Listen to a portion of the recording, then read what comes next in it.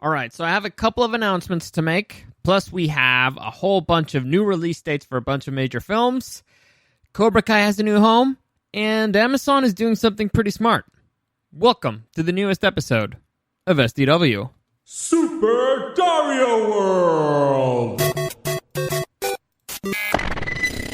It's a me, Dario! Woohoo!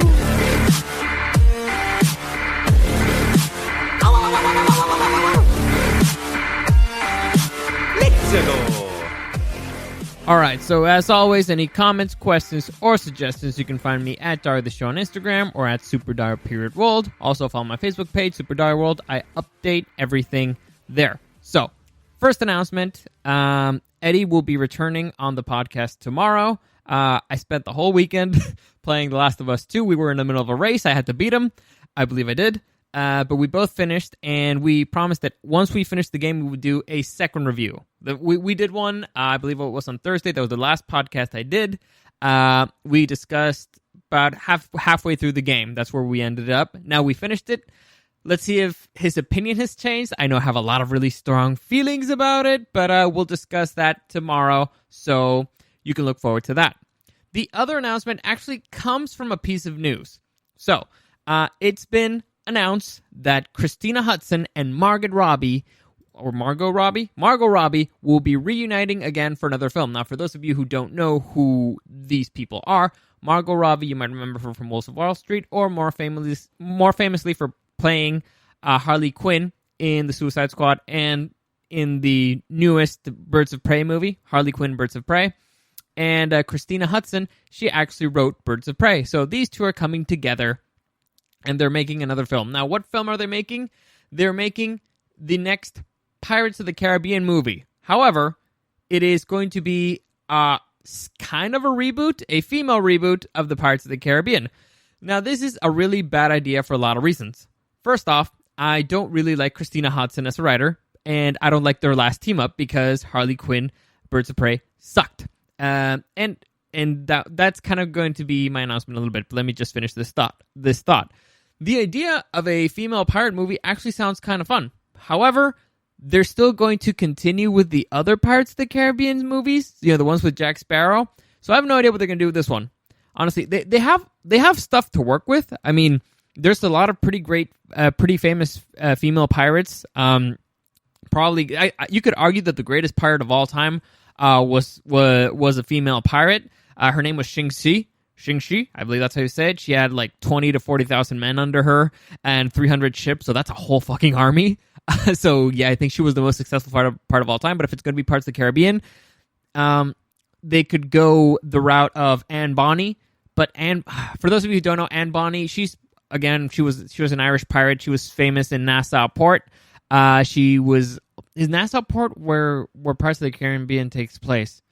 Ooh, I'm gonna put a pin on that and see if I remember. But she's famous because she dated another famous pirate, Calico Jack. They appeared on the TV show Black Sails. I highly recommend it. It's a really great show, and those two characters in particular are pretty interesting.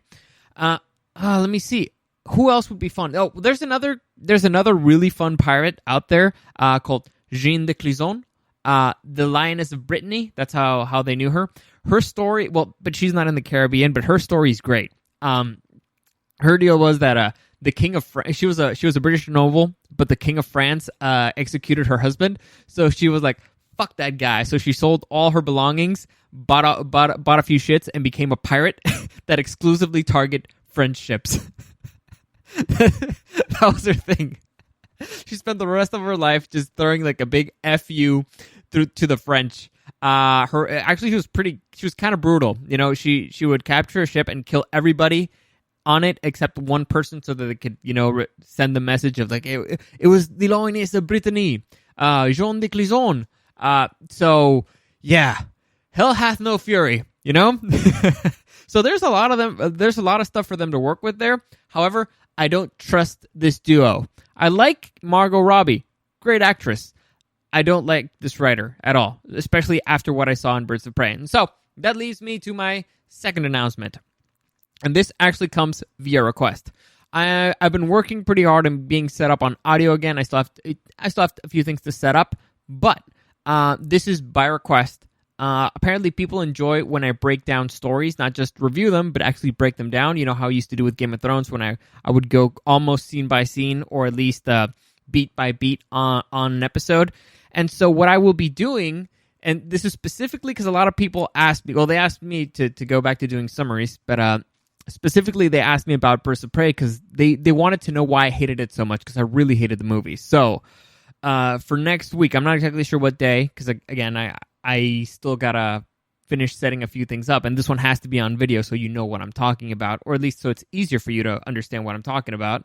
I will be doing a summary of Birds of Prey. So if you haven't seen it, it will have spoilers. I will go through the whole movie, beginning to end, and tell you why I believe the story was stupid. So there you go. Then you can look forward to that next week. I'll be keeping you updated. So those are my two big announcements. Let's move on to the announcements in the film world, all right? The entertaining stuff. So a lot of movies have been pushed back. For those of you who don't know, there's a virus out there. I believe it's called the coronavirus. You might have heard of it. You might have missed it. I don't know. But it's been pushing everything back. Recently, there's been a spike again, which I don't know if you guys remember this, but I told you this a few months back maybe, that once you open things up, the numbers will go up, because guess what? You open things up and people are going out. And honestly, it's not a bad thing. Right now, it's scary because the numbers are going up. However, the numbers of deaths are steadily going down. Why is this? Well, more young people are getting sick, and younger people are less susceptible to this. So more people are getting sick, but the people who are getting sick are the people who are not likely to actually have the severe symptoms of the coronavirus. So as things open up, as more people go out there, they walk around asymptomatic, basically. And it's honestly, it's a good thing, because look at it this way. Check the data. Always check the data. Numbers of infected are going up, but deaths are going down. This is a good thing. That means that we're going to reach herd immunity a lot faster. So unfortunately, a lot of people don't understand data. And statisticians are, there's a saying that's there's liars, damn liars, and statisticians. Well, let's say that a lot of people are pushing a lot of statistics that don't make a lot of sense, and they don't look at the data. But anyway, because of it, a lot of things have been pushed back. So here are the movies that have been pushed back, or at least the major ones, or at least, the ones that I care about. So for starters, Disney announced that Mulan has been moved back almost a month. It was supposed to come out on July 24th, but now it's coming out on July 21st. This is a live-action Mulan, by the way. So move back 4 whole weeks. Then we have Tenet. That's the Christopher Nolan movie. That's the movie that I'm probably the most excited about to see. Honestly, it's probably the movie that I'm waiting for this year. It's been pushed back a couple weeks as well, so now it's going to be coming out on August 12th. And this actually, it's on a Wednesday, which is weird, but whatever. I'm really looking forward to this movie. I still, to this day, have no idea what the movie's about, and that's probably why I'm so excited about it. Next, this actually had an interesting domino effect, because Bill and Ted, the third movie, Face the Music, it was slated to come out that weekend, so it was going to come out on August 14th, but MGM was like, fuck that, we're not going up against Tenet. So they decided to push that movie back 2 weeks. So it's going to be coming out on the weekend of probably the 28th. It's not confirmed, but it's probably going to come out on the 28th. They just said 2 weeks. I don't know why they wouldn't put a specific date, but they said 2 weeks, which is pretty interesting. Like, that tells you just how good or how big Tenet is going to be, or how bad Bill and Ted Face the Music is going to be. So it's one of those, or it could be both. You never know. But now, if I was excited about Tenet before, I'm super excited about it now, because Bill and Ted ran to the fucking hills as soon as Tenet showed up around its ballpark. So that gets me excited. It gets me really excited. Moving on to TV news, Amazon did something that I considered super smart, and by that I mean Amazon Prime. Prime Video. Anyway, it just released it gave us the release date for the upcoming season 2 of their original show, The Boys. For those of you who've never seen The Boys, it's imagine a world where superheroes exist. Imagine the world where the Justice League exists, but they're a bunch of a-holes. And so normal citizens decide, you know what, we got to take them down. the show's great. I highly recommend it. Very enjoyable. Season 2 will start airing on September 4th. But here's the clever thing, and I love this. To me, I hope that every single TV show starts following this trend.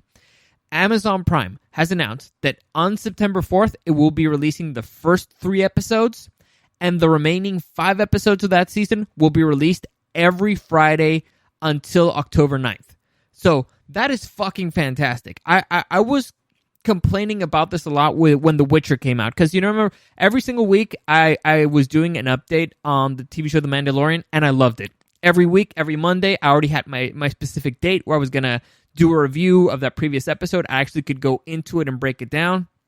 Then when The Witcher came out, I loved The Witcher, but all the episodes came out at once. So even though I wanted to do the same thing as I did with The Mandalorian, it was just everything was out all at once. Everybody watched it at once, and so you don't really get the time to actually sit on it, to actually simmer in it, to actually enjoy it, to actually have water cooler conversations about the show. It honestly kills TV shows. That thing could have been a phenomenon if it was released on a weekly basis. So if you still want to keep the taste of we released a whole bunch of episodes for you to binge, this is a great way to do it. 3 episodes at once, and then every week 1 episode.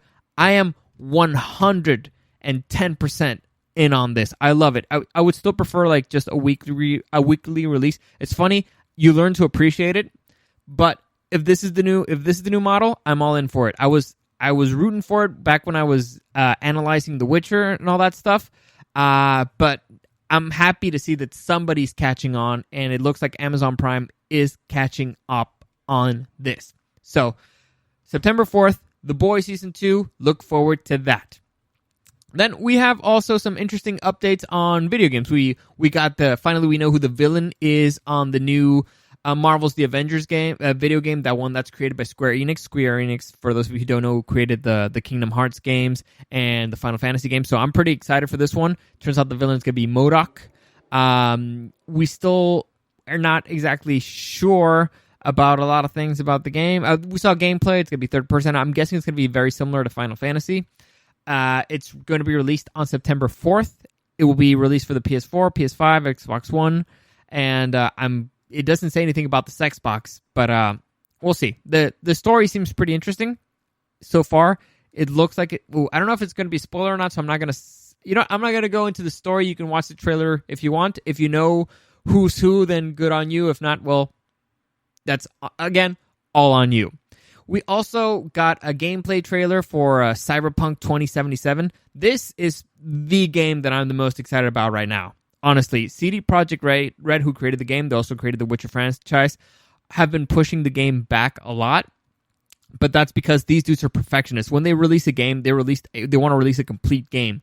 They want to make sure it has no bugs or anything, which is honestly I respect. I've been complaining a lot about the video game industry for the past few years that they release unfinished products, and it annoys the fuck out of me.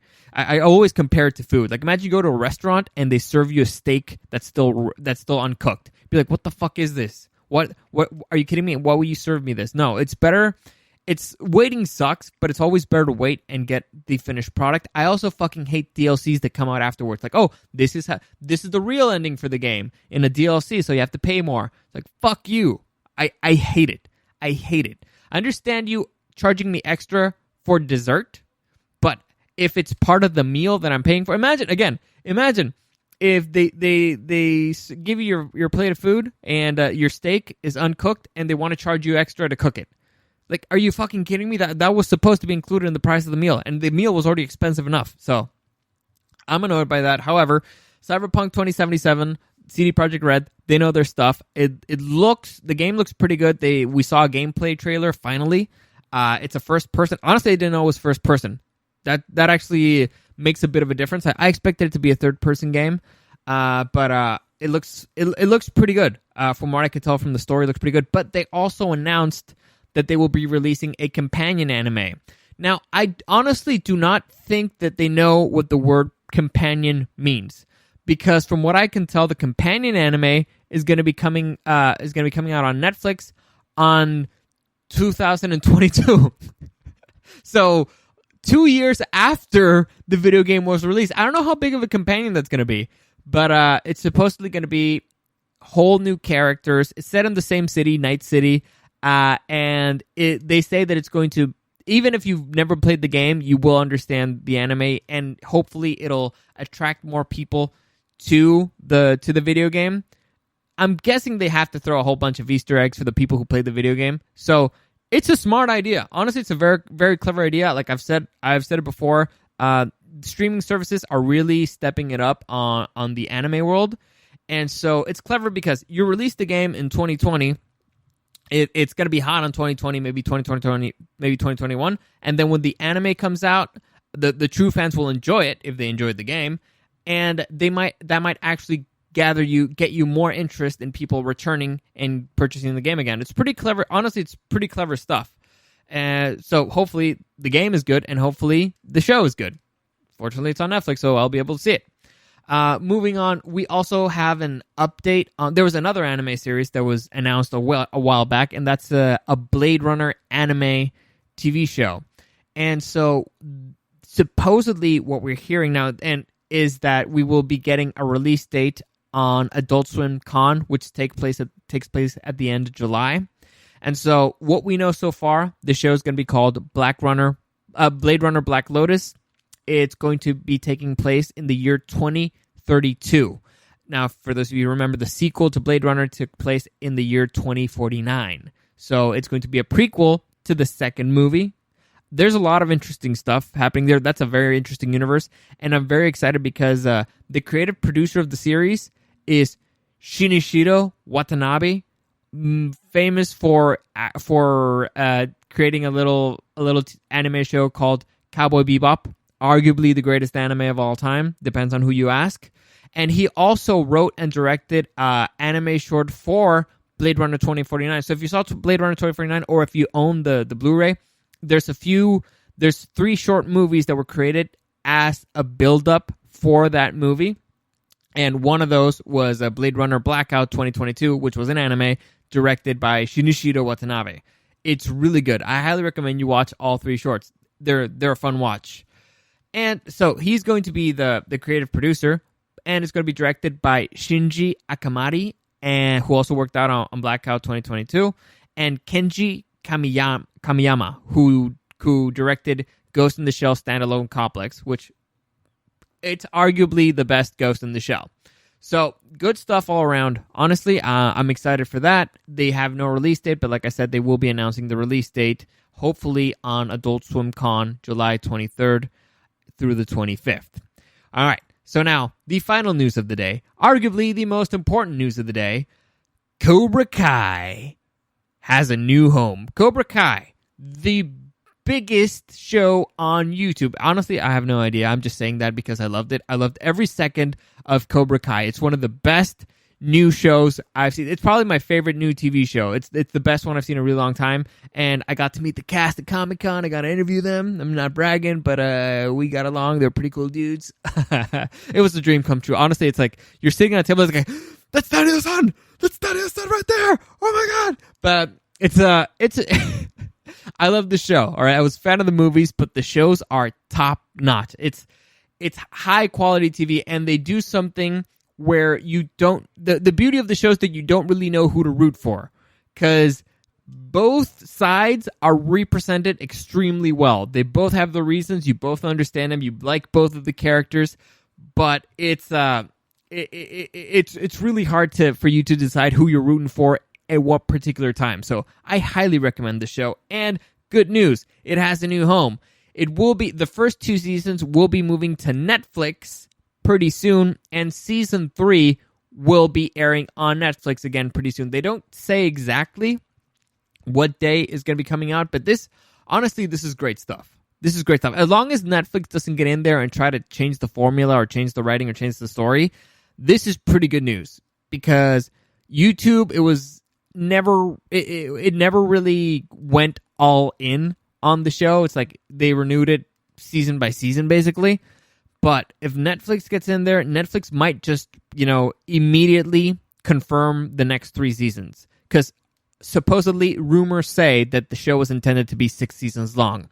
Will it be? I don't know. It could be shorter, could be longer. We don't know. But Netflix tends to go all in on stuff like this, whereas YouTube clearly isn't. I mean, this was a critically acclaimed show. Fans loved it. Critics loved it. Everybody loved it. It had over 50 million views in 5 months. All right? Everybody loved this show. It was, I believe, certified 100% fresh.